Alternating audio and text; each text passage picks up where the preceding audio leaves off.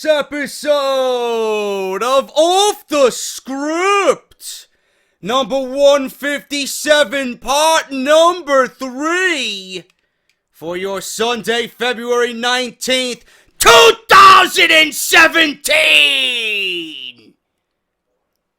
I got news on WWE plans for the Universal title up until SummerSlam. Uh-oh. What does that mean? What does that mean for everybody watching WWE this summer? Don't tell me I did not warn you, ladies and gentlemen. Also, former WWE Women's Champion possibly returning at WrestleMania 33, and the name, you're probably not going to expect it. Also, I got the reason why Bayley won the Raw Women's Championship this week from Charlotte. All that revealed today on Off the Script. Also, huge update on what AJ Styles will be doing at WrestleMania 33. Also, John Cena. How much time is he going to be taking off from the WWE? All this plus so much more on this episode of Off the Script. Talk to you guys in a little bit. JD from New York, 206. It's time for Off the Script. Big Show and Ryback, Strowman and Roman. Get off my fucking TV and save me the misery. And all you fucking goons, just grab a cold beer. The man of the hour is finally here. JD from New York, 206. It's time for Off the Script. JD from New York, 206. It's time for Off the Script.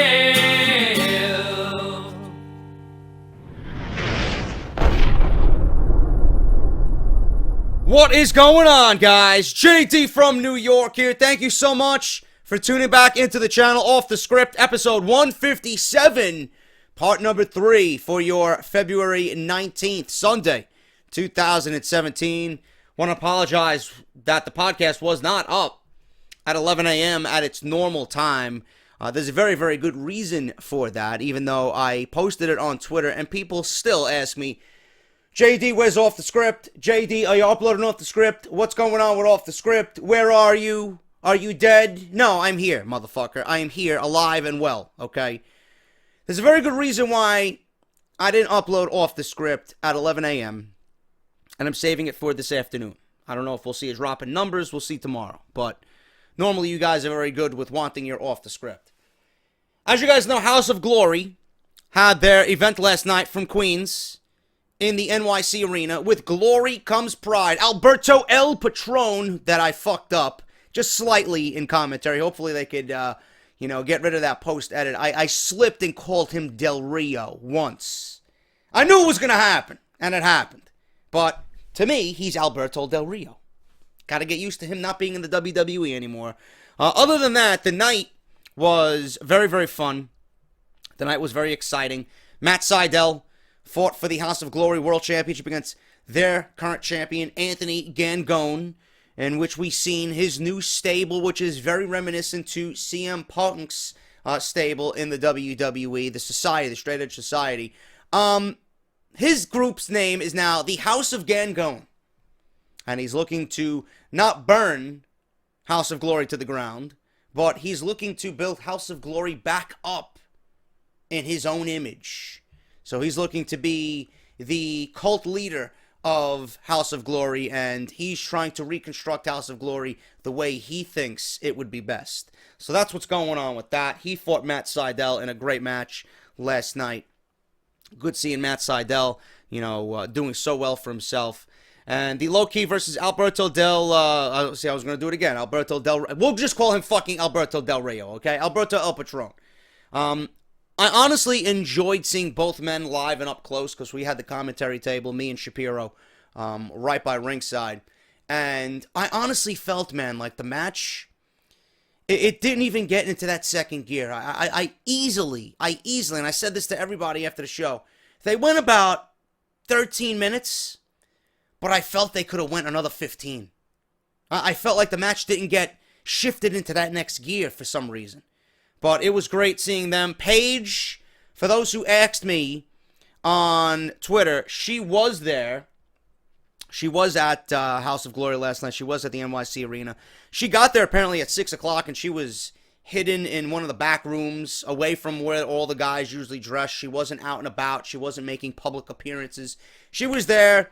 She was there to support Alberto, and she was sitting front row. And it was nice. You know, people were chanting, we want Paige during the match, which was a little bit disrespectful. She didn't really seem all too thrilled with that either, but she was there in support of Alberto El Patron. Overall, the night was very good. As far as commentary on my end, I did the very best that I could.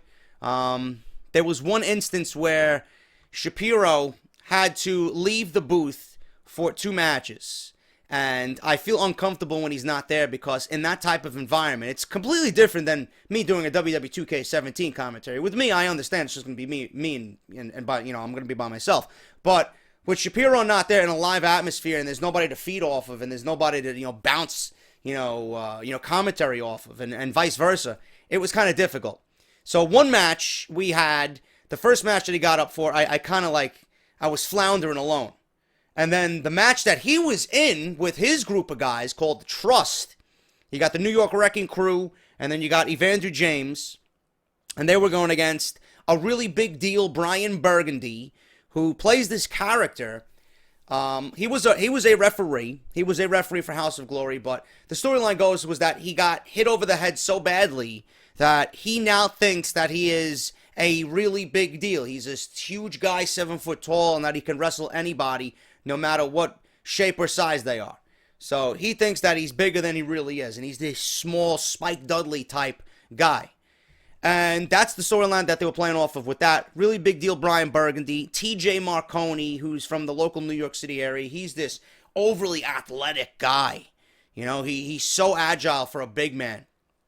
And there was another guy there who teamed with them. His name was Alexander the Tank Balcom. He was a security guard. I believe it was his first match in House of Glory, and he did fucking fantastic for himself, man. This guy was doing, you can imagine with a nickname like the Tank, the guy was built like a fucking tank.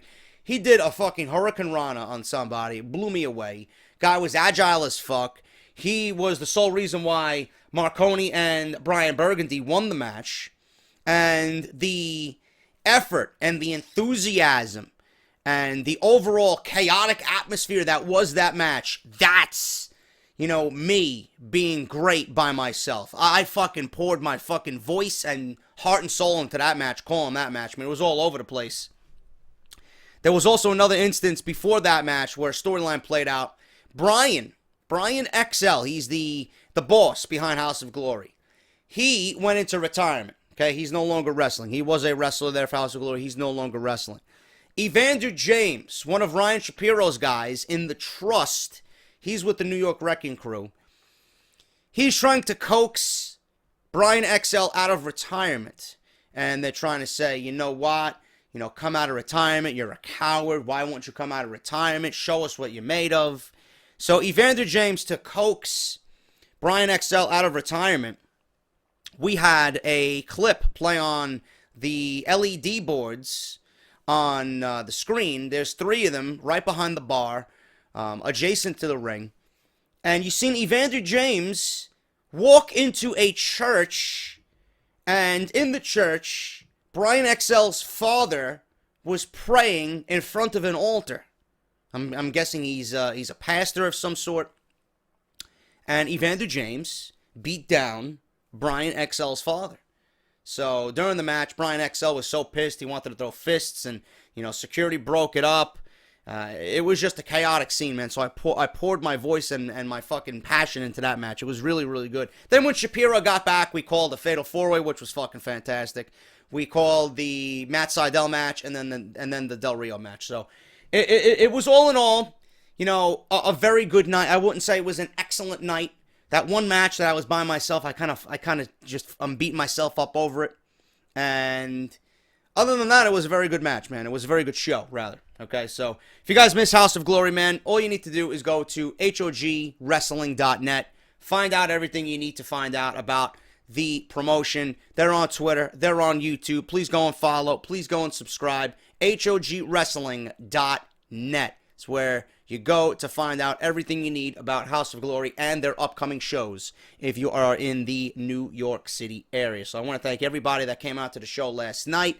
I was fucking exhausted. I want to thank the two honorary goons who came up to me, and I apologize if you guys are listening to the show. I'm fucking miserable with names. I did follow one of you guys on Twitter because you tweeted me a picture of the picture that we took last night. I want to thank you guys for offering to buy me a Guinness, man. That was fucking unbelievable, you guys. You didn't have to do it at all, but it just goes to show you that fans of this podcast are fucking unbelievable, man. And I'm going to continue giving you guys the best content anywhere when it comes to WWE news, rumors, opinions, pay-per-view reviews, Raw reviews, SmackDown reviews. It doesn't matter what it is, man.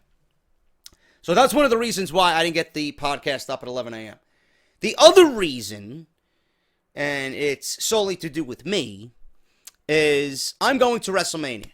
Okay, I'm not sure if I'm going to be at WrestleMania the way the card is shaping up. I don't even want to be in Camping World Stadium. I don't give a shit. It mostly has to do with me. And I'm going to WrestleMania, and I want to eat better, and I want to look better. I want to feel better. You know, I wake up in the morning and I feel like shit. You know, I don't have any energy. I'm always tired. And this is a daily occurrence, man. I'm always fucking tired. I go through bouts during the day where I have spurts of energy where I'll get 3 hours of off the script done, and I'll get an editing on a Resident Evil video done, or I'll even play an hour of something.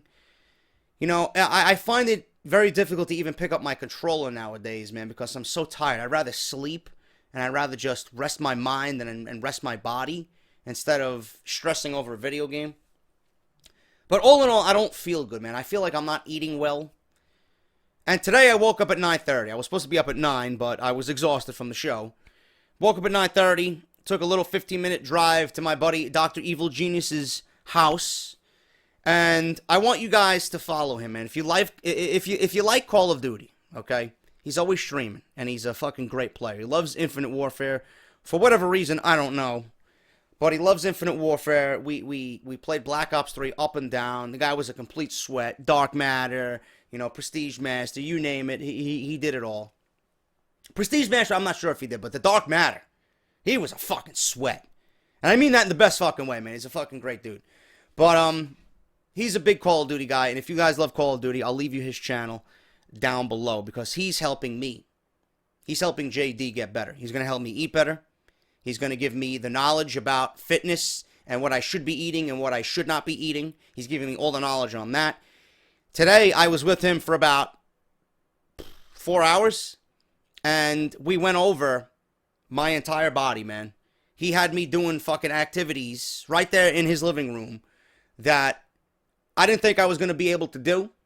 And we pinpointed muscles and, you know, joints that I have never used in my entire life, or muscles that I didn't even know existed, you know? And he's going to hone me, and he's going to make me into a little bit more of a healthier version of what you see now. And I'm shedding all the sugar. I'm giving up sugar. I'm giving up the fucking sweetener that I sweeten my coffee with. I'm putting away the fucking junk food I eat in the morning, because, you know, when you work a shit job like I do and there's nothing but fucking junk food around you everywhere for lunch, and you gotta wake up in the morning and you gotta rush to the fucking store and you don't have time to make yourself breakfast in the morning. I never eat breakfast, man, and he's telling me that is an absolutely fucking miserable habit to go through. You need to eat breakfast. And I got to dedicate myself for the next month and a half, 2 months, before I go down to WrestleMania to get myself feeling better about myself, man. I'm going to be waking up earlier to making myself a nice, you know, breakfast in the morning, whatever that may be. I'm going to snack during the day on healthy stuff, whether it be peanuts, yogurt, you know, something, just to keep my metabolism going. I'm going to eat healthy at night and for lunch. chicken, salads, vegetables, a steak every now and then, once a week. You know, I'm gonna prepare my foods better. I'm going to give my body the foods that it needs, and I'm gonna shed away the fucking junk. Like, for example, you know, I'll sit in the morning at the store and I'll have 2 fucking chocolate chip Pop-Tarts. Not really good, man. Not really good at all. Or I'll have a fucking granola bar. 2 of them. Chocolate chip. Not really good, man. Not good for you at all. Instead, I wanna reverse that. I wanna have eggs in the morning when I wake up with maybe a slice of whole wheat toast. And then I wanna have a yogurt when I get to the store. I wanna munch on some peanuts. I wanna have a nice, you know, lightly seasoned grilled chicken breast with some vegetables. Maybe a nice small salad. And then do the same thing for dinner. And then snack in between lunch and dinner. And then maybe a light snack at night when I'm watching Monday Night Raw. Maybe some peanuts, maybe some carrots, maybe some celery. You know, something like that. But I'm shutting away all the bullshit, man, because I feel bad. You know, one thing that he did tell me is I gotta cut the beer. I don't know how that's fucking possible, man. I'm doing beer goons with Joe. Gotta cut the beer out. I love drinking beer. He even described to me, you know, the beer itself, it's got to go. You go to the bar, and Joe was texting me, coincidentally. I'll get back to him after. You know, you go to the bar, you have 2 Guinness, you know? You drink 1.5, and you leave half a Guinness on the table. He was telling me this yesterday before the event. And I'm on the phone with him, I'm like, you want me to leave half a Guinness in the glass, and you don't want me to touch it. It's like willpower, you know? Cut the fucking beer out, and then go from the 1.5 to just 1, if you really want to drink a beer. Because normally when I go out, I have 3, 4, 5 Guinness, you know? I'm just fucking chugging them motherfuckers. That's no good, man. You know, I want to get rid of the beer belly. Leave the 1.5 Guinness there. Just leave the half a Guinness on the table. He's like, that's a victory in itself if you walk away from that beer. You know? He was saying today was a victory for me because I told him how much of a struggle it is for me to go to the gym. And he's a personal trainer. This guy knows fucking fitness beyond anything that you probably have ever imagined. And that's why I went to him, because he knows his shit. He said today was a success for me because you gave up the podcast, uploading that shit at 11 a.m., and you're concentrating on you. And you were here 20 minutes late, but I understand because you had Del Rio last night. You were here at 10:15 in the morning. That's a victory in itself. And I want to continue that. I want to continue, you know, making strides to make my life better. I want to eat better. I'm tired of all the junk, man. I eat a lot of fucking junk. And where I work, it's disgusting, man. You got fucking Chinese food. You got Chipotle. You got fucking this. You got that. Burger King. McDonald's. You got fucking Shake Shack. You got fucking all these greasy fucking burgers and fries. Nothing but grease and fucking fat. And I want to get rid of all of that, man. And those are the 2 reasons why the podcast was not uploaded. Now, some of you might not care. You're probably saying, oh, JD, where's the news, man? It's my show, bro. Talk about whatever I want. If I want to talk about fucking me sitting on the toilet yesterday for about fucking 45 minutes taking a nice steaming shit, I'll talk about that. I didn't do that, but if I wanted to, I could certainly do that. But that's where I was today. I was with Evil Genius today, and I was with the House of Glory crew last night doing the show. So in between, I gave up off the script for just a little bit. Late upload today. That's where we are. Hope you guys understand. Want to make myself better, man. I want to eat a little bit better. I don't want to feel like shit anymore. Because when I wake up, I just don't feel good. During the day, I don't feel good. I'm very lethargic. I'm very slow. I'm very tired. You know, very unmotivated. I don't want to feel like that anymore, man. I really don't. Like, it's taken me a lot just to even sit here and do this podcast. Because all I want to do after, you know, working my muscles that I didn't even know exist, all I want to do is go over to my mom's house and munch on something healthy, have a small portion of pasta that I know she's going to be cooking later, and just relax. I don't want nothing to do with YouTube, but here I am. I got to keep the truck moving along, man. If I miss a day, I feel like I haven't produced during the day, so that's where we stand, and I hope you guys understand. Off the Script is here. We're going to go over everything. Another reason why I didn't want to, you know, I could have recorded this video yesterday before House of Glory. I did not, because there was no news. And there still is no news. Everything on all the websites, all the dirt sheets, all the ones that I'm subscribed to, and all this all this other bullshit, there's nothing new. So whatever happened yesterday morning when I woke up, did the event, did my fucking fitness routine today with Evil Genius, and I came back today and it's almost 3 o'clock. There's no news. There's literally no news, man. It's like a fucking lull. There's absolutely nothing going on until we get to Monday Night Raw tomorrow. So I got what I got. Might be a short episode, but it is what it is, man. Can't expect fucking 2 hours of news every single episode, every single weekend. So that's where we are. I want to thank everybody for listening and everybody for checking off the script out. If you're new, please subscribe. Follow me on Twitter at JD from NY206. I want to thank everybody for continuing to show Audible some love. Everybody listening to the podcast today is going to receive one free audiobook from audibletrial.com. Compatible with iPhone and Android. No matter what device is that you are using, it is compatible, man. Audible.com, audibletrial.com/off the script. That's audibletrial.com/off the script. The link is down in the description. You're going to try the service out free for 30 days. So everybody listening is going to get a free trial, 30 days of the Audible service. You're going to choose one free audio book. And no matter what you do with that service, whether you cancel, whether you stay on, you get to keep your audio book for free. Over 180,000 different books to choose from. And a lot of those are wrestling-related books, man. A lot of you guys cashed in on Daniel Bryan, Mick Foley, Chris Jericho. You got Hulk Hogan. You got Brock Lesnar. You got Shawn Michaels. You got Bob Holly. You got JTG. Some of you guys have cashed in on. You got the death of WCW. Some of you actually used it for a pre-order. AJ Lee's book's coming out in April. And you guys can cash in on a pre-order if you want. You know, Crazy's My Superpower is the name of her book. So if you guys want to cash in on that, could certainly do that with Audible Trial. audibletrial.com/off the script. And you guys know if you want to support the podcast in any other way, there's 2 other ways you could do that. Patreon.com/JD from NY206 and Barbershop Window. We are an official partner of Barbershop Window. And you guys can go buy your own off-the-script merchandise, man. $19.99. They ship worldwide. 8 different designs on there with one coming very, very soon. Speaking of pro wrestling tees, Barbershop Window, they're all affiliated. Next week we'll be doing a pro wrestling crate unboxing from Pro Wrestling Tees. And the CEO, Ryan, reached out to me and gave me a special coupon code for everybody for Pro Wrestling Crate, man.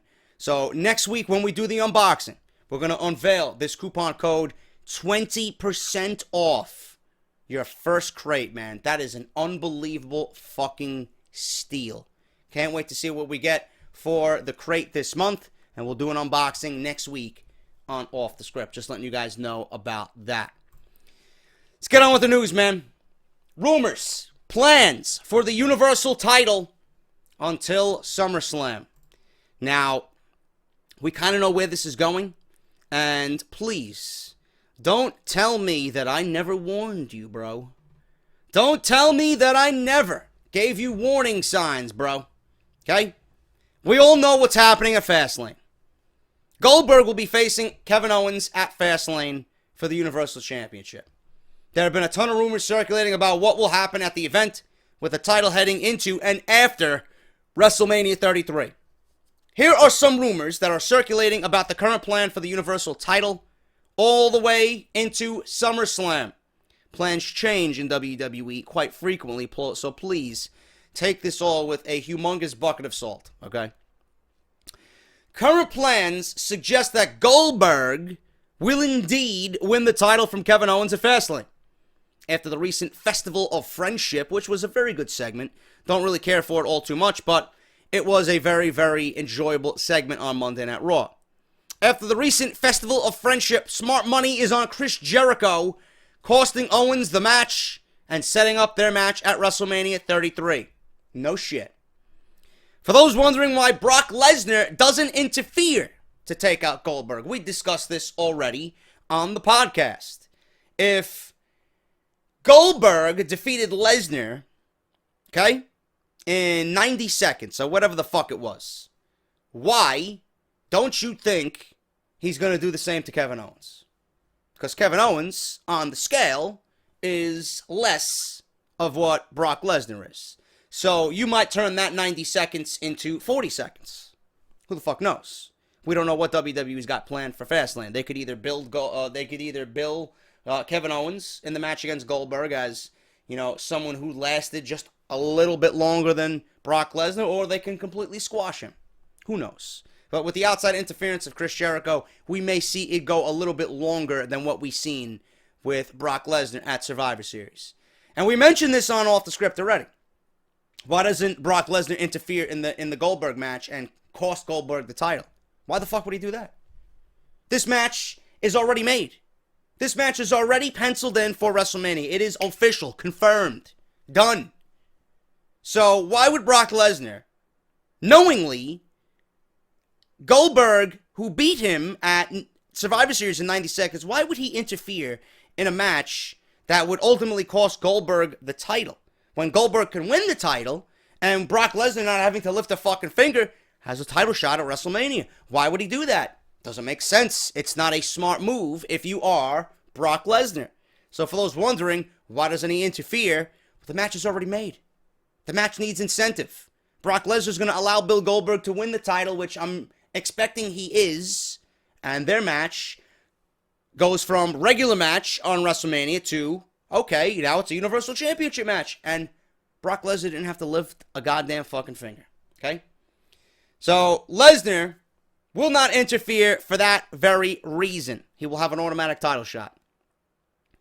Plans also suggest that Brock will win the belt from Goldberg at WrestleMania 33.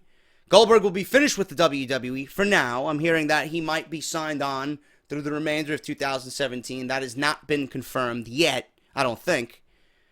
I'm not really keen on seeing more of Bill Goldberg after WrestleMania. I think WrestleMania should be it. They did everything that they needed to do, but when you look at the babyface situation on Monday Night Raw, Goldberg, as a 50-year-old part-timer, is their biggest babyface. Quite sad.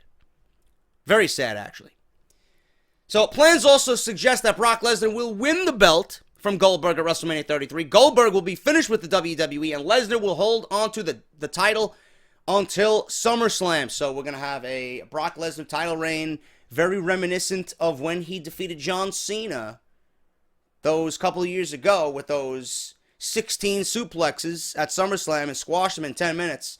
We're going to see a title reign similar to that. I don't mind that. The Universal title means nothing anyway. They don't do anything to position it as something important anyway. I think having it on Brock Lesnar and having Lesnar show up means two things. One, when Lesnar is there, being that he's a part-timer, it's going to be a big deal. It's going to be an even bigger deal if he is the champion. And by default, it's going to make the championship look even better because when Lesnar's there, it's important, and the title is going to look important just the same, okay? Some people might not like it, but listen, Brock Lesnar is a legit athlete. If you're going to put a title on a legit athlete, that legit athlete's going to make the title look legit. That's just the way I'm thinking about that. And you got to look at what WWE has done with Kevin Owens' title reign. Absolutely fucking pathetic. And that's not Kevin Owens' fault. Kevin Owens is fucking fantastic. Okay? Kevin Owens has been the product of shitty fucking booking. He went from being comedy, he went from being a coward champion, all of a sudden now, breaking free from this comedy bullshit that he's been doing with Chris Jericho since the start of the draft, and now rumors are going around that Triple H is starting up a new Evolution stable, whether they're called Evolution, Evolution 2.0, Evolution X, Revolution, I don't give a shit what they're called. Lucian, okay? Looks like Kevin Owens is reverting back to the Kevin Owens that we all loved back down in NXT. The Kevin Owens that does not give a flying fuck at all about anything. He's going to go in there, hurt you, take what he wants, and leave. Not this comedy fucking bullshit. If I want fucking comedy, I'll watch Comedy Central and I'll watch a fucking Cat Williams special. Okay? I don't need this shit. I want to watch wrestling. I want to watch a dynamic heel have a legit fucking title reign. I want to watch a dynamic heel, like a Samoa Joe, dominate somebody and not give two fucks. That's what I want to see. Kevin Owens is reverting back to that. Okay? The hope is that Brock Lesnar will drop the title at SummerSlam to a young talent giving whoever wins a massive title victory against someone like Brock Lesnar. Love or hate Brock Lesnar, a newer talent such as Finn Balor possibly defeating him at SummerSlam for the title would be huge. In essence, we could get short-term reigns for Goldberg and Lesnar. This will hopefully lead to the greater good of putting over a young talent in a big way.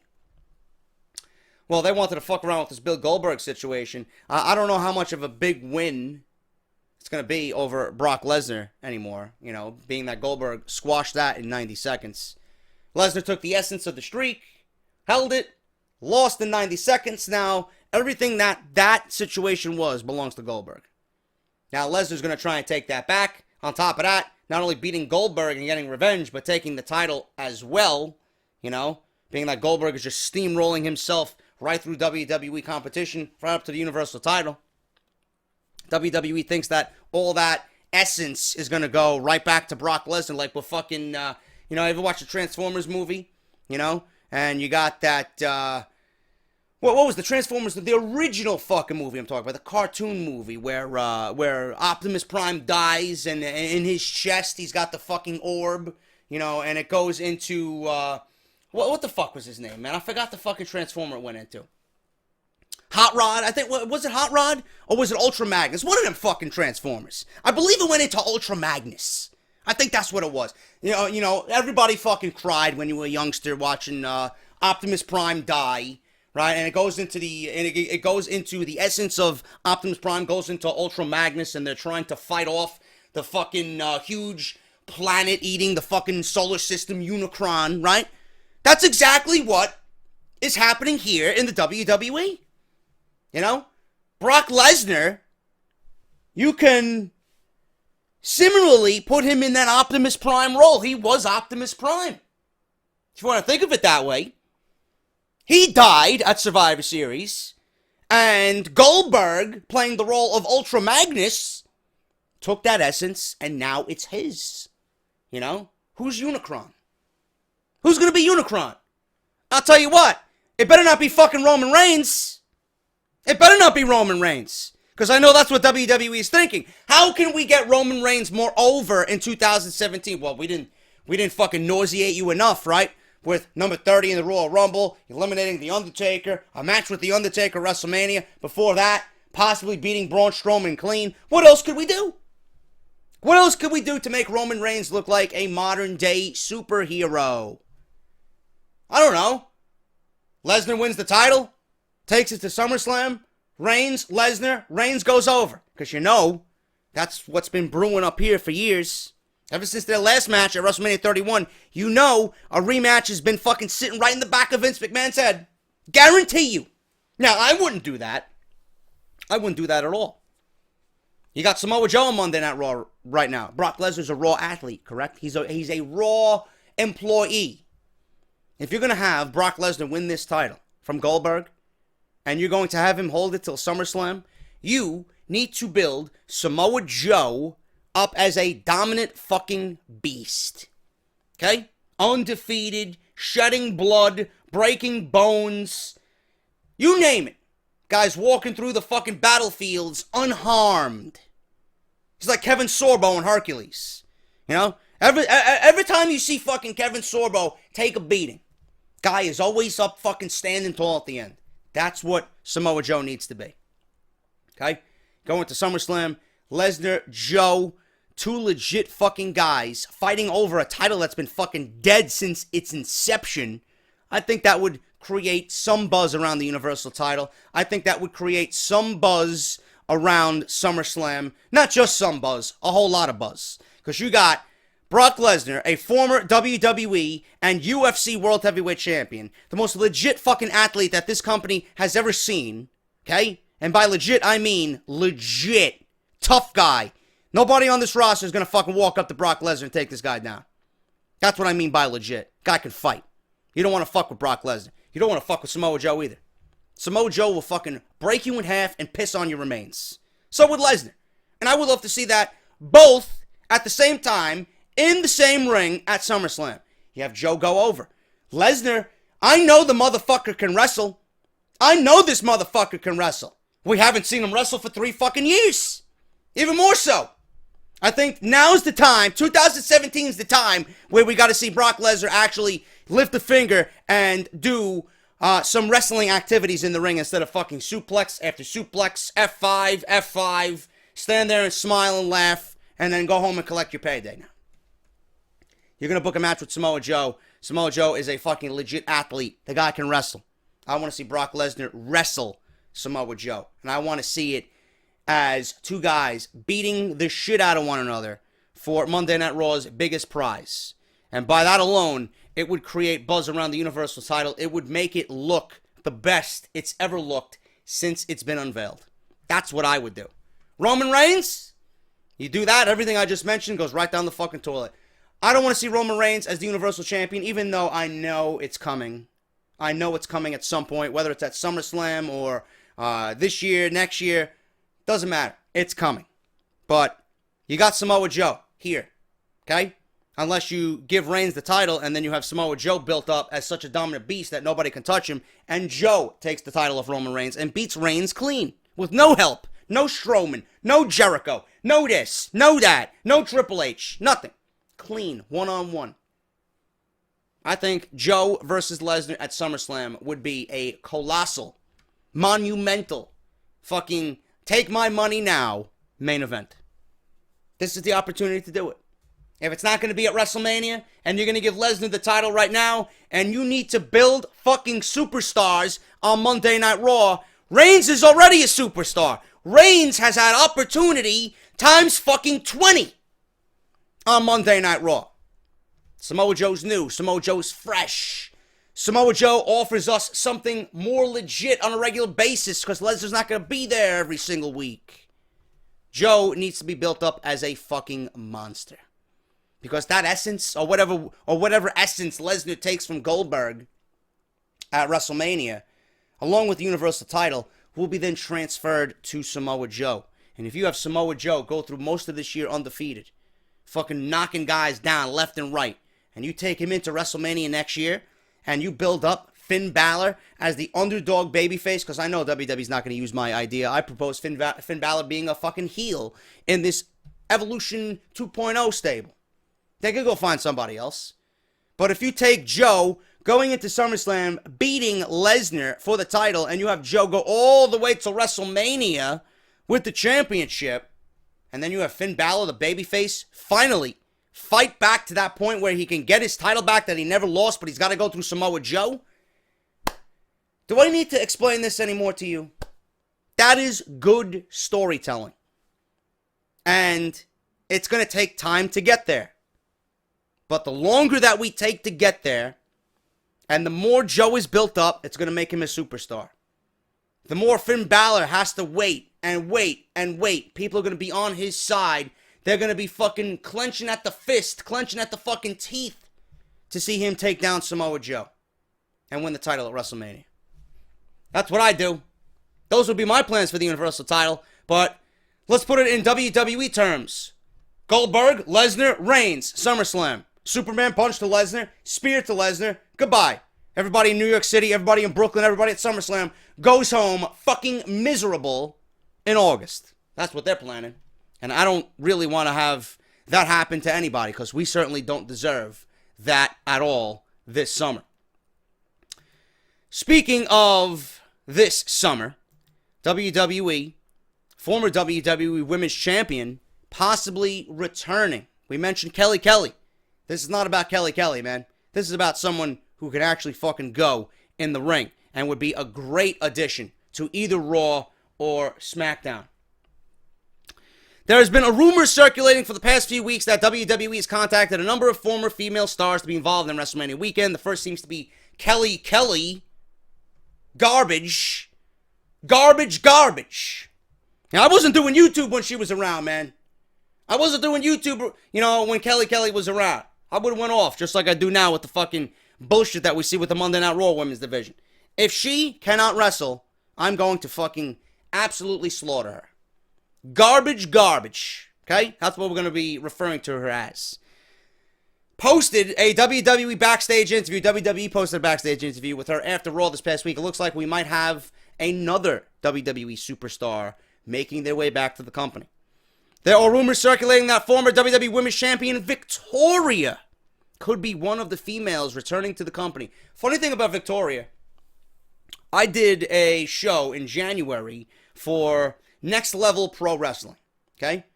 And they had their event out in Long Island.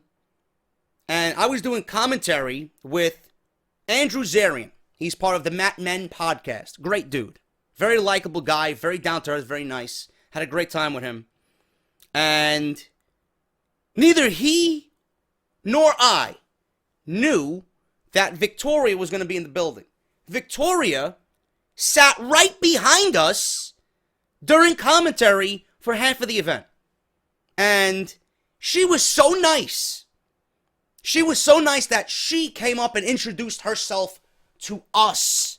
Both me and Andrew. And I'm like, I looked at him, I'm like, you don't see that every day. You don't see that every day at all. Usually it's us going up to them. And she came up to us and she introduced herself. And we both said, we knew that you were sitting there. We knew who you are. Obviously, we're big fans of the WWE. We were big fans of you. We didn't want to bother you because we have respect. We don't do that, And she's like, cut it out. You can come up and say hello to me whenever you want. And she was just a very, very pleasant individual, man. And I've always wanted her to come back to the WWE. She's always that woman that really personified what women's wrestling should be in that era when she was around. She was great. And I think even at her age right now, Mickie James is showing you. I think Victoria might be a little bit older than Mickie James, maybe by a year or two. But that doesn't mean she can't still go. I would love to see Victoria back on a SmackDown. They'll probably put her on Monday Night Raw, being that Monday Night Raw needs another top-tier veteran for that division. I think that would be great, Maybe Charlotte versus Victoria, we could get something like that. Bayley, Sasha, probably will be heel when Victoria comes back to the WWE. I wouldn't mind seeing that either. But I would love to see her back. She is possibly coming back to the company. Victoria wrestled for the company from 2000 to 2009. She's a two-time women's champion. She also wrestled in TNA for several years under the name Tara and still works on the independent scene. If this is true, that WWE is bringing back former stars, it could mean that the company is building to a new generation versus old generation feud on SmackDown Live. I didn't think of that.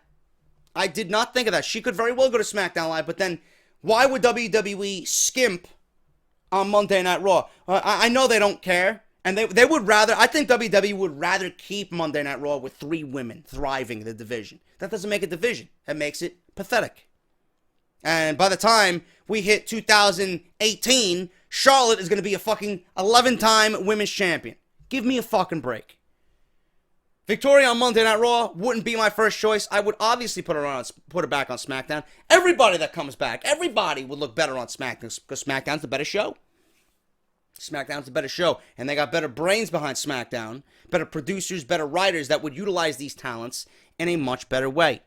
So we could see a new generation versus older generation feud on SmackDown Live. We've seen it with Mickie James. She says that she feels like her work is being discredited by the newer stars. Maybe she gets some help in terms of former female talents like Victoria. Who knows? Who knows? But Victoria also reportedly posted a teaser on her Snapchat about her coming back to the company. Former WWE Women's Champion Victoria posts on Snapchat, and people were thinking it was for a return. Now, I didn't see it. Apparently, she posted something. I have a Snapchat, but I don't really play with it all that much. I do it when I'm fucking completely bored at work, or when I want to make fun of Roman Reigns, or when I want to make fun of fucking people on Twitter that just have no fucking business being on the internet. But Victoria coming back would be a great move by WWE. You heard the rumors of fucking Lita coming back and starting a feud with Charlotte, Trish Stratus, but she just had a child again. So probably her coming back is not really in the cards. But WWE's looking to branch out and get these older veterans back into the company. They could have a storyline in mind, or they could be just reaching out to anybody that's available to bolster their rosters for the next couple of years until we get some new prime talent that's ready to be called up from NXT. They need talent. these rosters, especially with the women's division, like I have said, time and time again, the women's division, the tag team division for both brands, they need solid fucking wrestlers. SmackDown's women's division is better than Raw, but the Raw women's tag team division and SmackDown's tag team division right now are absolutely fucking horrendous. They're atrocious. And something needs to be done. So, Victoria coming back, that excites me. I would love to see it happen. I will keep you guys updated on if Victoria comes back to the WWE this year in 2017. Let's continue on with the women here, man. Real reason why Bayley became the Raw Women's Champion on Monday Night Raw. Now, this week on Raw, Bayley shocked the wrestling world. Was it shocking? I mean, was it really shocking that Bayley won the Women's Championship? I mean, if you have a fucking brain, you've seen it coming from a mile away. Bayley won the title because this does not interfere with Charlotte's pay-per-view winning streak. They're taking the same steps that they did with Sasha. It was very mixed. People hated it. People loved it. The people that love it, they're fucking simpletons. They're fucking goons. They don't have a fucking attention span at all. They got the attention span of a fucking rock. Fuck them. Meanwhile, the people like me who hated it, seen where WWE was going and where they came from. Doesn't make any sense. So Raw shocked the wrestling world by having Bayley win the WWE Women's Championship on Monday Night Raw, defeated Charlotte. And WWE officials are doing everything they can to make Bayley a star. Okay, so that's one of the reasons. They did everything that they could, and they're doing everything that they could to make Bayley a star. Obviously, it was a career-defining moment for her, but also one that could have been, say, for a career-defining Wrestlemania moment. But WWE likes to give away shit for free on television. So now when the Women's Championship is defended at WrestleMania, what's the moment going to be for the women on Monday Night Raw? There is none. Unless you really nail home the fact that Sasha is turning heel, and that is your moment in the women's match, and Sasha turns on Bayley at WrestleMania and turns heel. Sasha turning heel on Bayley at WrestleMania, costing Bayley to lose the championship back to Charlotte, or whatever the fuck the case may be. I don't know. Whatever they want to go with, I don't know. All I know is that Sasha needs to turn heel. Okay? So it was a career-defining moment, but WWE and the WWE Universe was expecting WWE officials to save her huge win for WrestleMania, like I just mentioned.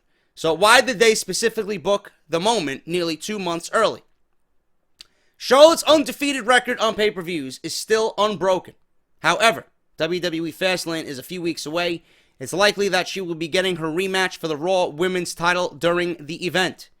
But that creates the problem of Bayley being forced to drop the title to Charlotte to preserve that record until WrestleMania 33.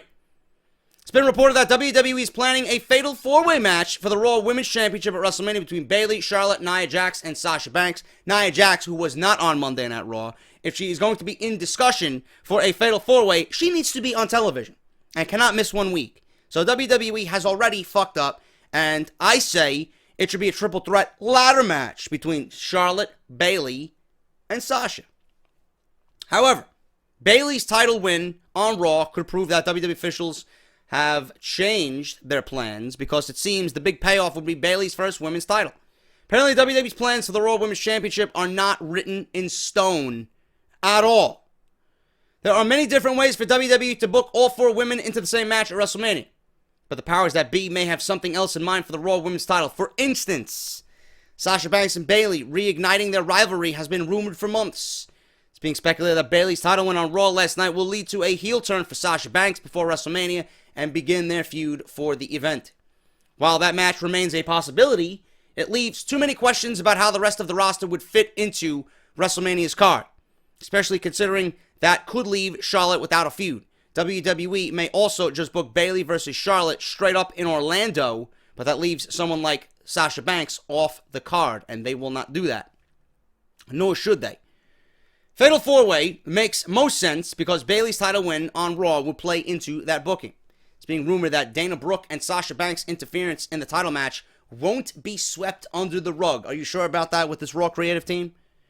The referees didn't see their actions during the match. It is very likely that Charlotte will make the argument that the final result of the title match will be a disqualification one way or another. They could easily do that, and they could have Bayley stripped of the title. And whatever happened last week we've seen a great match, but it would be ultimately like we never seen anything happen on Raw.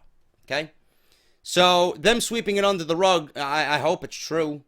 I hope that they really make light of what happened and turn it into something where we don't get the same bullshit over and over and over again with these women. Now, on paper, that means Bayley will be stripped if they really do make a fuss about the DQ and the interference. Bayley will be stripped of the women's title this coming week on Raw to the chagrin of the WWE Universe. If that turns out to be the case, the reason for Bayley's title victory on Raw was to utilize it as the ultimate teaser for the WWE Universe to get behind Bayley even more than they already have been. WWE is trying to give her, and we reported this a few weeks ago, about a month ago, that WWE is trying to give her the Daniel Bryan push. And the same trick was used for him back in 2013 before WrestleMania 30. It's clever booking by WWE to let the title win for last week, last all this week, up until Raw, and then, before you know it, take it away from her. It'll have more impact on the WWE Universe and create more sympathy for Bayley as she's forced to give the title back. Charlotte will also gain even more heel heat as a result. Now, I understand this from what the report is saying, but I have a very difficult time caring about whatever Charlotte is doing, whatever Sasha is doing, and now you can lump Bayley into that discussion because they have demoralized everybody with the way they booked the women on Monday Night Raw. I don't care. And you can't give anybody the Daniel Bryan treatment. Nobody is Daniel Bryan. I tried to do it with Sami Zayn. Sami Zayn has the ability to be an underdog type character in the same vein as Daniel Bryan. I never once said that Sami Zayn's going to be the next Daniel Bryan, that he's going to come out and be, Mr. Yes Man, and people are going to fucking melt the arena walls every time this guy's theme music comes out. I never said anything like that. I simply said that Sami Zayn has it within him to be a Daniel Bryan-esque babyface, one that's always beaten down and given the short end of the stick, always to rise up in the end and give everybody that fucking fighting hero that we so desperately want and need on Monday Night Raw. We want to cheer for somebody. That's what I meant by that. But Bayley being that Daniel Bryan for the women's division, how can she be the Daniel Bryan for the women's division when we don't care about the women's division? Half of these fucking people probably weren't even around when Daniel Bryan's momentum was going into WrestleMania 30. They either were casual fans or they're simply watching because they just want women's wrestling and don't give a fuck about Daniel Bryan and what influence he had on the WWE's product. How can we care about Bayley being built up as a Daniel Bryan when we don't care about Bayley? When we don't care about Sasha? When we don't care about Charlotte? How can anybody be a Daniel Bryan if we don't care about the characters that you're making out to be Daniel Bryan-esque? Everybody cared about Daniel Bryan. Everybody. Young, old, small, big, another planet, another country, you all cared about Daniel Bryan. Why? Because Daniel Bryan represented everything that you are about as a working individual in this country. Putting down by your boss, fucking just ridiculed and mocked for the way you look. People took all those elements and applied it to themselves. And when WWE was telling that story on television, people said, you know what, this guy reminds me of me. This is a similar situation to what I'm going through. People don't like me for my looks. People putting Daniel Bryan down for his beard and his hair and his fucking height, calling him a midget, vanilla midget. He'll never get over. He's a B-plus player. Everybody looked at that. They took all those elements and applied it to something in their everyday life. In turn, they cheered for Daniel Bryan. Have we done that with Bayley at all? No.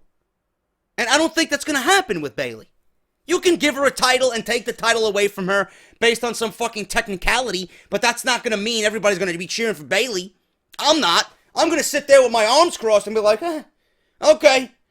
So Charlotte is now only a 5-time champion.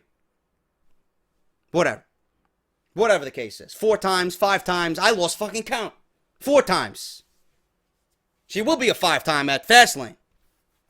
If it happens. But I'm going to give WWE the benefit of the doubt. We're going to be monitoring this closely as we head into Monday Night Raw. But hopefully you guys know where I'm coming from with that Daniel Bryan, Bayley comparison. It'll have more impact. It might. It's not going to have the impact of a Daniel Bryan situation, but it will have, some sympathy there for Bayley if they do go with that route.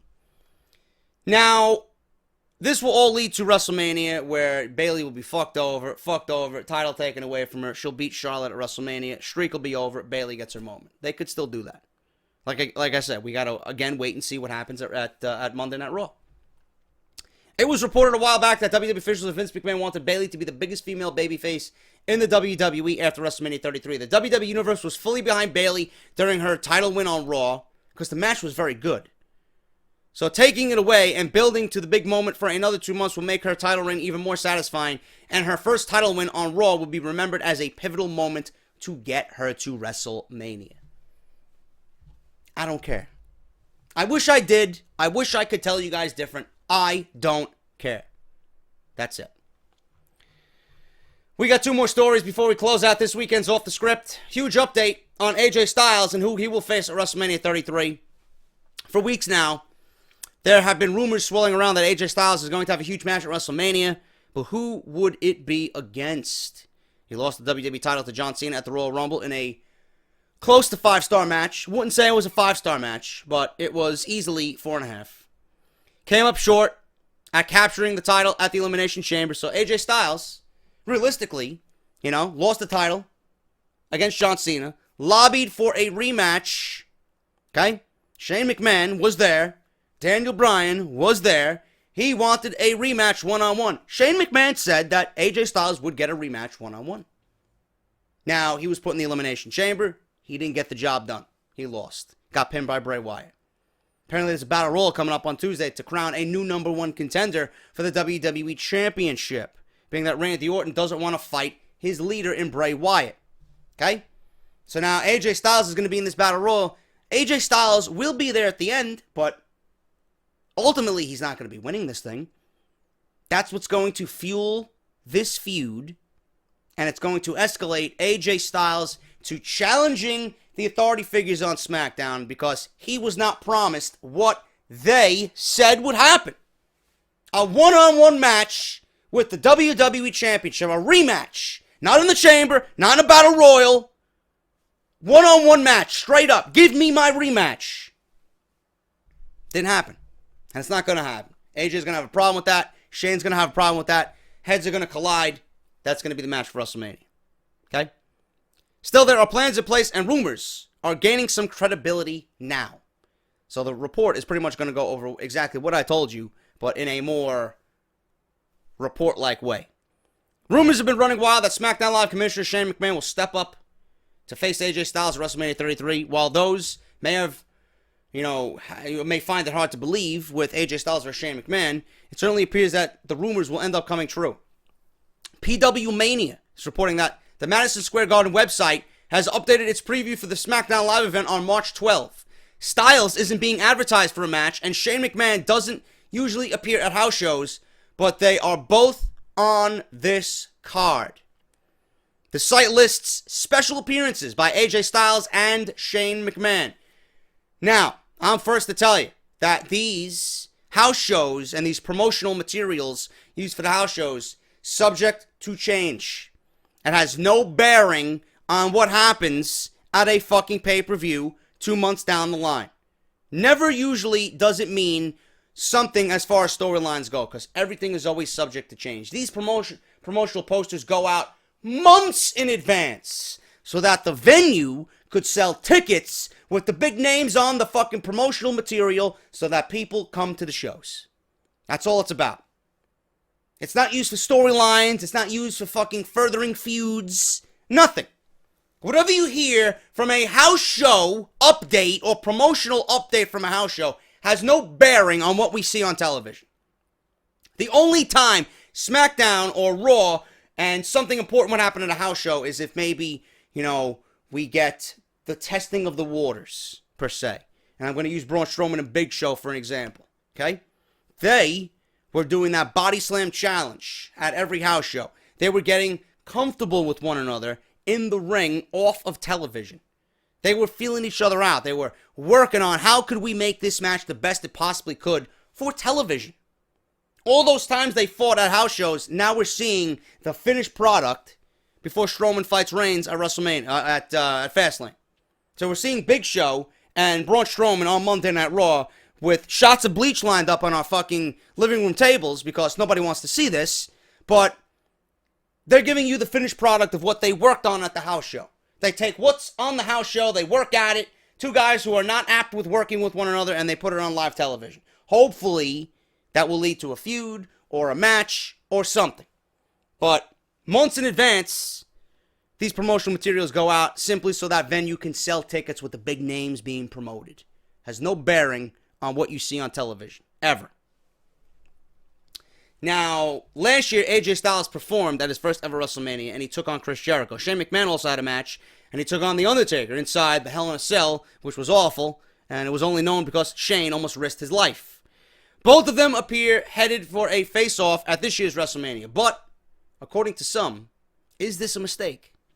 Fox Sports certainly feels as if this is the wrong move by WWE. Fox Sports, okay? Someone who doesn't fucking do anything wrestling related. Fox Sports thinks this is a wrong move by WWE and is a waste of AJ Styles' talent and build up over the last year. He became WWE champion in almost no time, held the title for months, and has been in main events against top stars on the roster. So WWE putting him against a very limited part-timer performer in Shane McMahon does seem odd, but it will make for a good match. Obviously, Shane O'Mac put everything on the line last year against The Undertaker when he took his huge fall off the cell. Considering it is the Commissioner and AJ Styles, this will be one of the top matches on the card from SmackDown Live. Sure, it may be unexpected, but fans had better get used to it because it seems like it is happening just as Cage Side Seats reported over a month ago. And you can certainly see it with the rumors now that Luke Harper is winning this Battle Royal on SmackDown Live. The other big match that was made official this week at the Elimination Chamber, or last week at the Elimination Chamber, will have new WWE Champion taking on Bray Wyatt, new WWE Champion taking on Randy Orton. Now, Randy Orton on SmackDown proclaimed that he's not going to be taking on Bray Wyatt. He's foregoing his title shot to further that story along, to add another level of intrigue to that storyline. You can't be that dumb to think Randy Orton is giving up a guarantee at WrestleMania in the main event, or the main event, quote unquote, which it won't be because Lesnar and Goldberg are going to be the main event, but you guys get my point. It's tough not to call the WWE Championship match at WrestleMania the main event. Apparently that's going to part-timers nowadays. But Bray Wyatt versus Randy Orton will be there. Triple threat is probably looming with Luke Harper. Eric Rowan is going to play a vital role in this as well because I'm hearing he's down at the Performance Center now getting ready to come back. So that's what's going to be for the WWE Championship. And also, another huge aspect of this is if Randy Orton's really going to give up his shot at the title shot at WrestleMania, what does that make the Royal Rumble? Irrelevant. A waste. Why would you discredit everything that the Royal Rumble is for the sake of a storyline if Randy Orton is not going to be there? Stupid. It wouldn't make any sense. It makes the Rumble look bad by association. WrestleMania 33 is going to be a huge event that has superstars deliver only the best of the best in their matches. So with many great talents on the roster of Monday Night Raw and SmackDown Live, it's odd to think that WWE would give a coveted spot on WrestleMania's card yet again to Shane McMahon, who is not a performer. You know? Not like anybody else on the roster, but again, it's a coveted spot that could go to somebody else. No one can deny that he puts on a great match and will likely be the case against AJ Styles, but it's an interesting choice nonetheless. I don't mind it. I don't like it. Okay? I could agree with you guys. I don't like it. I could easily come up with something better. But I'm not going to mind it either. Because you know, Shane McMahon at WrestleMania, he's going to take the risks. He's going to fucking risk his life. He's going to take the bumps. He's going to do whatever he can to solidify that this match with the best worker in the fucking world is going to make for a memorable moment. That you're going to remember what they did in that match out of the 5 hours of WrestleMania. So at that point, for that aspect, I don't mind it. Do I like it? No. But it makes sense. They're building towards it, so I can't complain too much. I don't think Shane McMahon is the ideal opponent For AJ Styles at WrestleMania, I would rather have an interpromotional match with Finn Balor, maybe, or a Samoa Joe, maybe. But I'm not going to mind it because I know the level of talent that AJ Styles is. I know what Shane McMahon would do on that type of stage to give us what we deserve as fans. And the storyline is building nicely. That you cannot sit here and tell me that the storyline is not progressing nicely. Everything is consistent. Everything makes sense. So if you realistically look at it, this storyline has more positives than it does negatives. The only negative here is the misuse of AJ Styles. That's it. And we can all honestly agree that he's being misused in this match. But everything else seems to be a positive. As long as we're giving, the fans good storylines, or as long as we, the fans, are getting good storylines, and everything makes sense, and everything, leading up to this gels nicely, and Shane McMahon puts on a fucking lifetime performance, and AJ Styles blows us away with his athletic ability at WrestleMania, I don't think any of us are going to be complaining.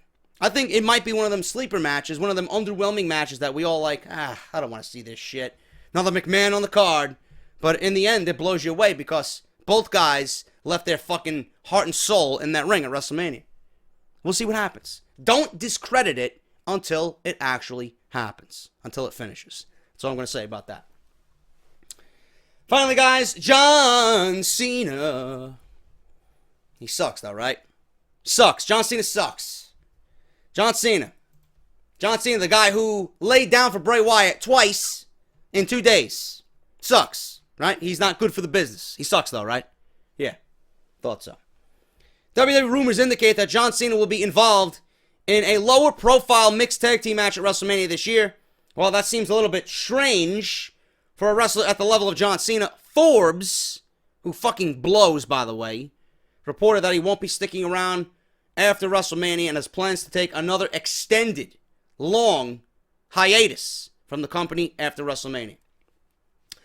While some John Cena fans hold out hope that he could win the Battle Royal come Tuesday and win the #1 contendership for the world title on SmackDown Live and fight Bray Wyatt at WrestleMania, WWE doesn't have that much of a choice concerning his WrestleMania commitments if he's already scheduled to take time off after the show.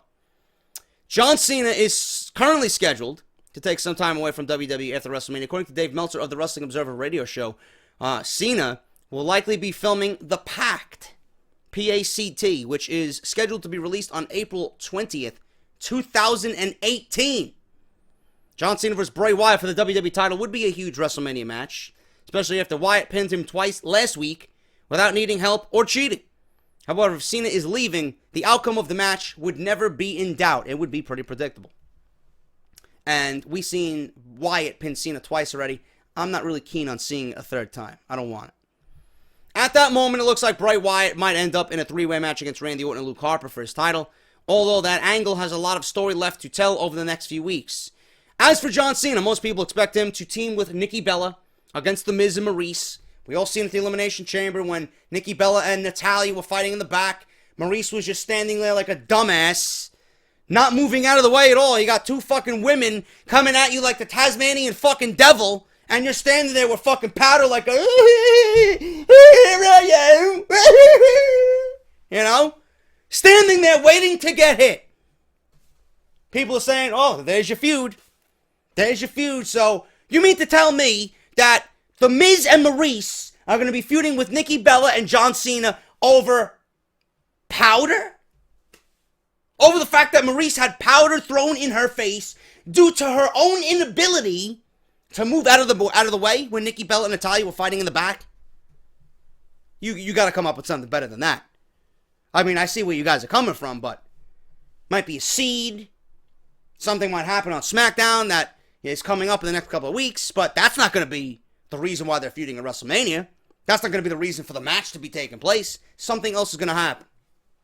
But that was a completely ridiculous segment. As for John Cena, Nikki Bella, Miz, Maurice. The match was slightly set up when Maurice was covered with powder during a Nikki Bella and Natalya backstage brawl.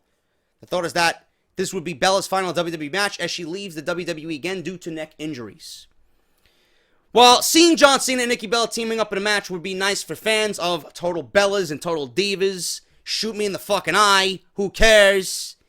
It isn't an exciting match for their actual wrestling fans. It's also disappointing to see The Miz in a gimmick match with nothing on the line after he had such a strong 2016, becoming one of the best pure, heels in the business.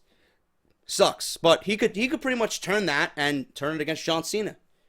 Whatever. Gotta see what happens. John Cena's been taking more and more time off from WWE lately. He filmed a movie last year and then left again in December to film a television show, American Grit. However, WWE still pushed him when he returned and gave him a Royal Rumble match and a win over AJ Styles to tie Nature Boy Ric Flair's record of 16 world title reigns. While John Cena is gone shooting another movie, it's up to guys like AJ Styles, Bray Wyatt, Randy Orton, Dolph Ziggler, The Miz, Baron Corbin, Luke Harper to carry the brand into 2017. If 2016 is any indication that those men are more than capable of carrying the load without John Cena, I don't know what to tell you, man. Everybody there had a fantastic year, okay? However, it is also clear to know that eventually John Cena will be back in the WWE World title picture so that he can actually break Ric Flair's world title record. Tying the record was done with little fanfare, but actually winning 17 would be huge, especially at a WrestleMania, with a WrestleMania quality match and moment for John Cena and the WWE. WrestleZone actually reported that WWE came into 2017 expecting John Cena to be around even less than he was in 2016. They have worked hard to establish new stars and will do fine without John Cena, but he will be missed for sure. However, John Cena will be back, and he will almost certainly have one more title run in him before he finally retires from the WWE. And that is everything on John Cena. That is everything on Off the Script. Thank you guys for your patience. Thank you guys for enjoying. Thank you guys for supporting. Thank you to everybody that came out and greeted me at the House of Glory show last night at the NYC Arena in Queens, New York. More to come. Big news coming on House of Glory's front. I will always remind you guys here on Off the Script. If you guys want to support the show, patreon.com/JD from NY206. We got Barbershop Window. We got the Wrestle Crate, I believe. I forgot to leave the link for Wrestle Crate in the description. It'll be there this time. Joe, go check it out, man. WrestleCrate.com and on Twitter at WrestleCrates. And if you guys, what was I going to say? I was going to say something. Yeah, Audible. How can I forget Audible, man? AudibleTrial.com. 30 days free to try the service. AudibleTrial.com/offthescript. One free audiobook of your choice, free, when you sign up to try the service for 30 days. I am JD. I'm going to make myself something healthy to eat. Hit that thumbs up. I will see you guys right back here for more wrestling content tomorrow night. Monday Night Raw review as we head into a new week. Raw, SmackDown, NXT. Should be another exciting week, guys. Thank you so much for being here. Hit that thumbs up. Subscribe if you have not done so. And I will be back to Monday Night Raw review right here tomorrow night on the channel. Until then, I'm JD, and I'll see you all for Borman Reigns on Monday Night Raw. I'll talk to you later.